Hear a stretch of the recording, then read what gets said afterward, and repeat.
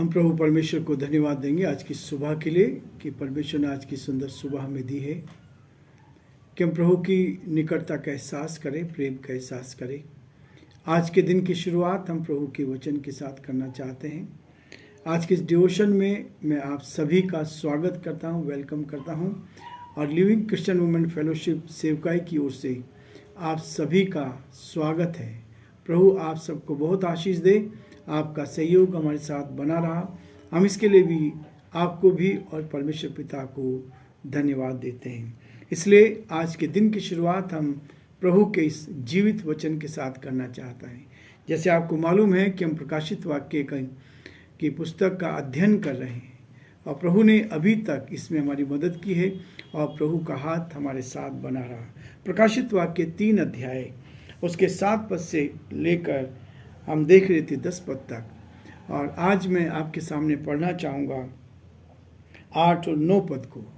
बहुत सुंदर हिस्सा है और प्रभु ने फिलाडेल्फिया की कलीसिया को जो संदेश दिया था उस संदेश को आज मुझे और आपको भी बताना चाह रहा है। कहता है, मैं तेरे कामों को जानता हूँ, देख मैंने तेरे लिए तेरे सामने एक द्वार खोल रखा है जिसे कोई बंद नहीं कर सकता। तेरी सामर्थ थोड़ी सी तो है, फिर भी तू ने मेरे वचन का पालन किया है और मेरे नाम का इनकार नहीं किया है। 9 पद, देख मैं शैतान के उन सभा वालों को तेरे वश में कर दूंगा जो यहूदी बन बैठे हैं पर है नहीं, वरन झूठ बोलते हैं। देख मैं ऐसा करूंगा कि वे आकर तेरे पैरों पर गिरेंगे और ये जान लेंगे कि मैंने तुझसे प्रेम रखा है। परमेश्वर अपनी इस वचन के पढ़े और सुने जाने पर आशीष दे। हम दुआ करेंगे। जीवते और सच्चे विश्वास के योग्य परमेश्वर, बड़े आदर के साथ, दीनता नम्रता के साथ आप जैसे महान परमेश्वर के चरणों में हम झुके हैं। हम आपको धन्यवाद देते हैं, आपकी स्तुति करते हैं आज की सुंदर सुबह के लिए, जो सुंदर सुबह आपने में दी कि हम आपके चरणों में आकर आपकी महिमा करें। आज दिन भर के लिए हम प्रार्थना करते हैं पिता परमेश्वर, हमारे सारे भाई बहनों के साथ हो जो आज प्रभु जी इस यूट्यूब चैनल पर हमारे साथ जुड़े हैं। एक एक को प्रभु जी हम आपके हाथों में सौंपते हैं।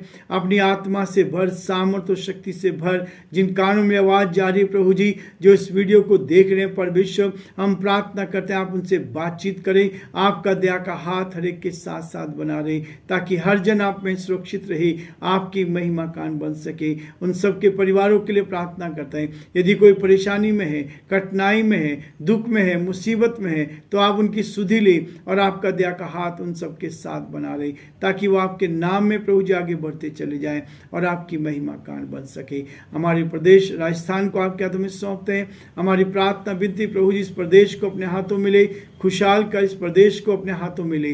प्रदेश के मुख्यमंत्री अशोक गहलोत जी को आपके हाथों में सौंपते हैं। उनके सारे कैबिनेट्स के मंत्री को हम आपके हाथों में सौंपते हैं, उनकी भी रक्षा कर। आपका हाथ उनके साथ बना। हमारे देश के लिए, देश के राष्ट्रपति के लिए, प्रधानमंत्री के लिए हम प्रार्थना करते हैं, उनको बुद्धि और ज्ञान से परिपूर्ण करें ताकि इस देश का संचालन प्रभु जी आपकी इच्छा में कर सके और इसके द्वारा आपके नाम को महिमा मिल सके। हर प्रकार की उलझाने वाली बातें आपके नाम से दूर की जाए। जो बीमार हैं, परेशान हैं, लाचार हैं, कमी में, घटी में हैं, आप उनकी सुधि ले प्रभु, आप उनको छू कर चंगाई दे ताकि वो स्वस्थ होकर आपकी महिमा कर सके।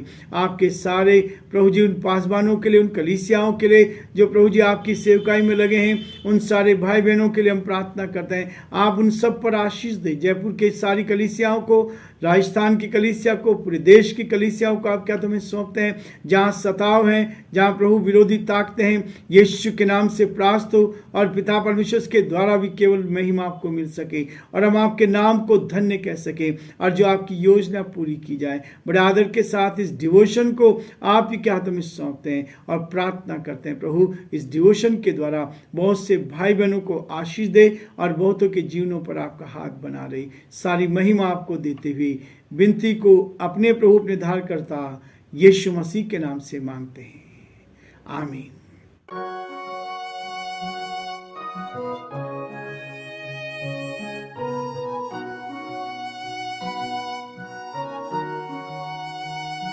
कलवरी के पास खड़ा हो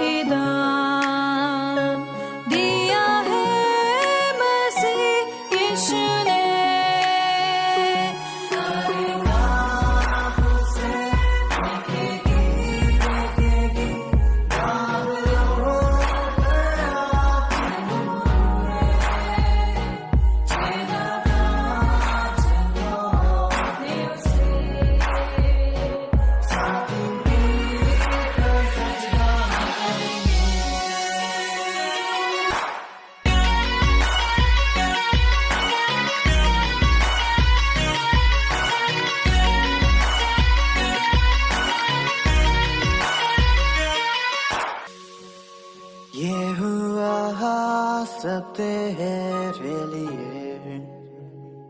तूने भी उसे छेड़ा था, फिर भी प्यार से वो बोला था, जाता क्यों नहीं तू उसके पास, फिर भी प्यार से वो बोला था, जाता क्यों नहीं तू उसके पास।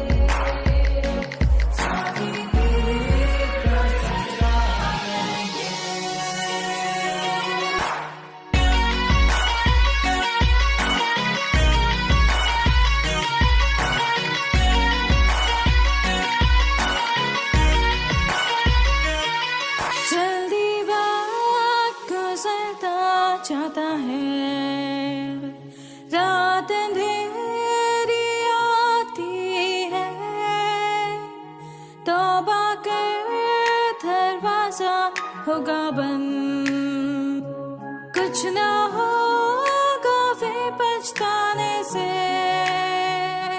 तौबा कर दरवाजा होगा बंद, कुछ ना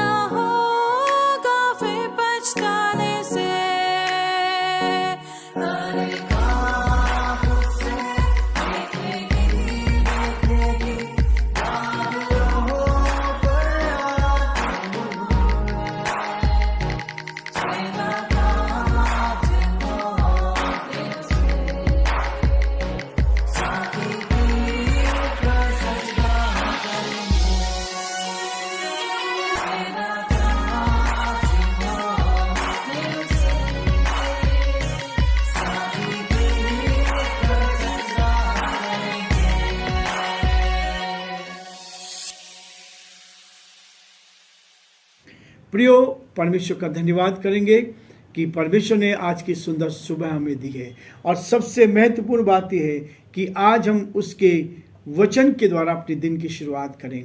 और जब आप दिन की शुरुआत करते हैं तब क्या होता है, परमेश्वर आपको पूरे दिन भर संभालेगा और प्रभु का हाथ आपके साथ बना रहेगा। हम देख रहे हैं छठी कलीसिया, फिलाडेल्फिया की कलीसिया। उस जमाने में पहली सदी में 7 कलीसियाएं बनी थी और परमेश्वर ने अपने दास यूहन्ना को कहा था कि तुम 7 कलीसियाओं को संदेश दे। और जो परमेश्वर की आत्मा ने उसको बताया, जो उसको दिखाया, उन सब को उसने इस पुस्तक में लिखा। रेवलेशन में इस बात को लिख दिया गया। 8 पद में कहता है, मैं तेरे कामों को जानता हूँ, मैं तेरे कामों को जानता हूँ। परमेश्वर मेरे और आपके कामों को जानता। हमने इस बात को देखा है कि परमेश्वर हमारे दिल की गहराई को, हमारे मन की गहराई को, हमारे हृदय की बात को, हमारी आत्मा को जानता है। क्या है हमारे आत्मा के अंदर और क्या काम है। और इस कलीसिया के बारे में जो संदेश दिया गया है वो संदेश है, यहाँ पर कोई कमी प्रभु को इस कलीसिया में नहीं पाई गई। और इसलिए प्रभु कहता है, मैंने तेरे सामने एक द्वार खोल रखा है। हम देख रहे थे उन सारे सेवकों के लिए जिन्होंने इस द्वार को पहचाना और द्वार को पहचान कर वो अलग अलग स्थानों पर चले गए, सेवकाई में चले गए और प्रभु ने जो द्वार खोला था उस द्वार को उन्होंने आगे बढ़ाया और प्रभु की सेवा को लेकर आगे चलते गए। प्रियो, एक और प्रभु के एक दास हुए पेरिस के 1920 में पेरिस में एक ओलंपिक खेल में एक खिलाड़ी ने इस बात को कहकर कि संडे को मैं ओलंपिक में रेस नहीं लगाऊंगा, संडे के दिन मैं इसमें नहीं जाऊंगा, और इससे पूरे में हलचल मच गई। इस व्यक्ति ने संडे को कारण, जो पेरिस का रहने वाला था, इस खिलाड़ी ने संडे को दौड़ने से मना कर दिया। संडे जो है प्रभु का दिन है और इसलिए जब प्रभु के दिन में हम प्रभु की आराधना करने के लिए तैयार होते हैं तो इस खिलाड़ी ने, जो उच्च कोटि का खिलाड़ी था, इसने दौड़ने के लिए मना कर दिया। लेकिन उसका प्रतिफल क्या मिला, बाद में उसने 400 मीटर की दौड़ को में फर्स्ट प्राइज जीता उसने। जीतने के बाद उसके जीवन में प्रभु ने बहुत बड़ा काम किया। ये व्यक्ति जो था स्कॉटलैंड का एरिक न्यूटन व्यक्ति था, जो चीन का रहने वाला था। इसने उस चीज को किया, लेकिन उसके बाद उसने बहुत जो काम किए हैं परमेश्वर की सामर्थ्य से। जब हम संडे के दिन को महत्व देते हैं, प्रभु को महत्व देते हैं, तब परमेश्वर हमें ऊंचाई पर लेकर जाता है। गांव में पैदल और साइकिल से सुसमाचार का प्रचार करता रहा। उसने इस बात को देखा कि संडे परमेश्वर को महत्व देना है, परमेश्वर के काम को महत्व देना है। उसे सुसमाचार प्रचार के कारण जेल में डाल दिया गया था। ये वो खिलाड़ी था पेरिस का, जिसने प्रभु के लिए अपने खेल को भी अलग किया, लेकिन से सुसमाचार का प्रचार किया। और एक छोटे से कमरे में 3x2 के कमरे में इसको जेल में कैद कर दिया गया। और एक छोटा लड़का भी बात या अपराध जो करता है वैसे भी ज़्यादा इसको ताड़ना दी गई। छोटी सी जगह में रखा गया। वहां रहकर उसने एरिक के जीवन के विषय में कहा है, यह व्यक्ति पूर्ण रूप से मसीह को समर्पित था, पूर्ण रूप से परमेश्वर को समर्पित था, और इसी समर्पण के साथ अपने जीवन में पहला स्थान परमेश्वर को देता था। इसको मेरे लिए भूलना कठिन नहीं है, मेरे लिए इसको भूलना कठिन नहीं है साहब। इस बात को उस छोटे से लड़के ने भी कहा कि एरिक ने जो कुछ किया था, एरिक मसीह का सच्चा योद्धा था। और इस चीज को लेकर हमने जो हिस्सा पढ़ा उसमें मसीह के 3 योद्धा पाए गए हैं।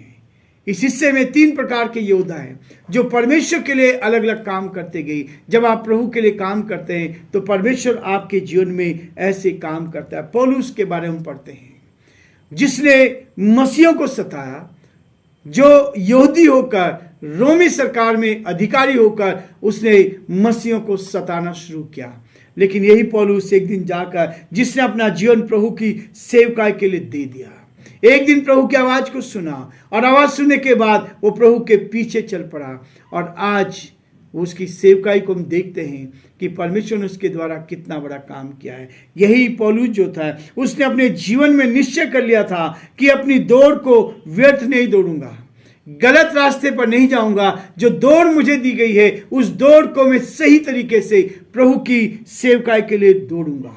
उसने जेल में भी प्रभु का सुसमाचार किया।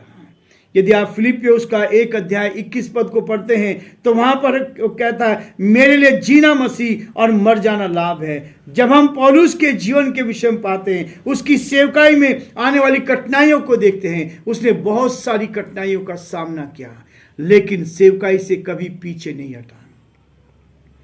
उसको 5 बार 39 कोड़े लगाए गए। यीशु मसीह को तो 1 बार लगाए गए थे। इस व्यक्ति ने प्रभु के जीवन में जब से प्रभु को जाना, कठिनाई का जीवन जिया। और पौलुस ये सब कर सकता था, हम नहीं कर सकते।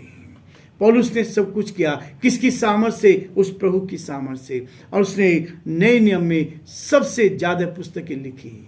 यह है वो व्यक्ति जिसने यीशु मसीह को प्रत्यक्ष में नहीं देखा था, लेकिन जब वो दमिश्क के रास्ते पे जा रहा था तब उसकी आवाज को सुना और उसके जीवन में प्रभु ने परिवर्तन लेकर आया।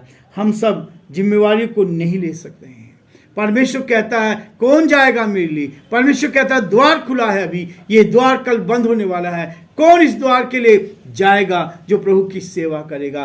तेरे लिए एक द्वार खोल रखा है जिसे कोई बंद नहीं कर सकता। परमेश्वर ने जो द्वार खोला है उसको कोई भी बंद नहीं कर सकता है। नए नियम में एक और पौलुस का जो शिष्य था, बेटा था, आत्मिक बेटा तीमुथियुस के लिए भी, तीमुथियुस जवान मिशनरी था। पौलुस को प्रथम मिशनरी यात्रा के दौरान प्रभु के पास वो आया था और उसने प्रभु के लिए अपने आप को समर्पित कर दिया।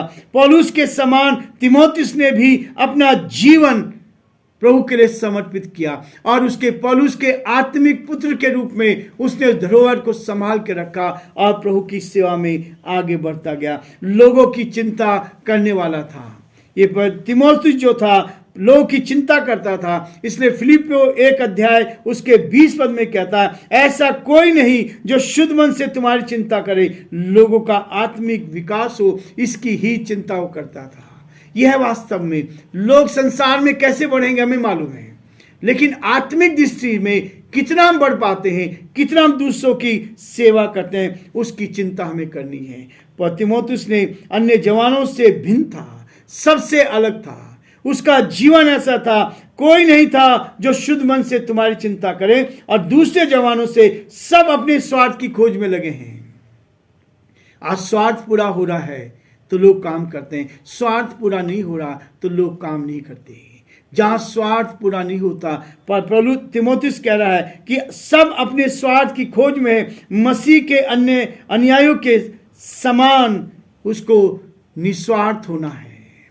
जो प्रभु कहता है हमें निस्वार्थ भाव से प्रभु की सेवा करनी, एक दूसरे की सेवा करनी, और उसी से वो तीमुथियुस जो था सबसे अलग था। उसमें लोगों के लिए बोझ था, उसके विचार पौलुस के विचार से मिलते थे। जो कुछ उसने अपने आत्मिक पिता से सीखा था वही चीज उसके जीवन में थी, और इसलिए उसका जीवन सबसे अलग था। एक और चीज कहता है सुसमाचार का सेवक। वो एक सुसमाचार का सेवक के रूप में आमतौर पर जवान लोग पैसों को अधिक महत्व देते हैं। आज के समय में लोग पैसे के पीछे जा रहे हैं, पैसा मिलेगा तो काम करेंगे, पैसा नहीं मिलेगा तो काम नहीं करेंगे। लोग आज के जवान जो है पैसों के को महत्व देते हैं, वह उसको पाने के लिए परिश्रम करते हैं, अलग अलग तरह से हथकंडे अपनाते हैं। परंतु तीमुथियुस उन सब से फर्क था। संसार के लोग झूठ बोलते हैं, बेईमानी करते हैं पैसा कमाने के लिए, लेकिन तीमुथियुस जो था इन सब से अलग था। उसने रुपए पैसे तथा अन्य बातों को महत्व नहीं दिया। आज प्रभु के पीछे आप चलेंगे तो आपको पैसे की कमी नहीं होगी। संसार के लोग पैसे के लिए सब कुछ कर सकते हैं, इसलिए तीमुथियुस जो था वो सबसे अलग था। उसको इन बातों से केवल सुसमाचार का प्रचार करना है। हमारी चिंता भी यही होनी चाहिए, हम सुसमाचार का प्रचार करें। एक द्वार खोल रखा है जिसे कोई बंद नहीं कर सकता। तेरी सामर्थ थोड़ी तो है, फिर भी तूने मेरे वचन को का पालन किया है। हम उसके वचन को कितना महत्व देते हैं। प्रियो, यही मेरे आपके जीवन के लिए है। प्रकाशित वाक्य का लेखक परमेश्वर की आत्मा फिलाडेल्फी की कलीसिया के द्वारा हमें सिखाना चाहता है। हमारा महत्व क्या है? हम सुसमाचार को महत्व देते हैं या मनुष्यों को आत्मिक दृष्टि से बढ़ाने में हम सहायता करते हैं? संसार में लोग पैसे में बढ़ना चाहते हैं, संसार में लोग पैसे के पीछे जाना चाहते हैं, लेकिन यहाँ पर तीमुथियुस ने केवल सुसमाचार को अपने जीवन में महत्व दिया। और यही है वास्तविकता। परमेश्वर चाहता है कि हम सुसमाचार का प्रचार करें। आज द्वार खुला है, कल ये द्वार बंद होने वाला है, और आज मुझे मौका मिला है, आपको मौका मिला है, तो उसका भरपूर लाभ उठाएं और बहुतों को सुसमाचार का प्रचार करें। प्रभु आप सबको और हम सबको भी आशीष दे। आमीन।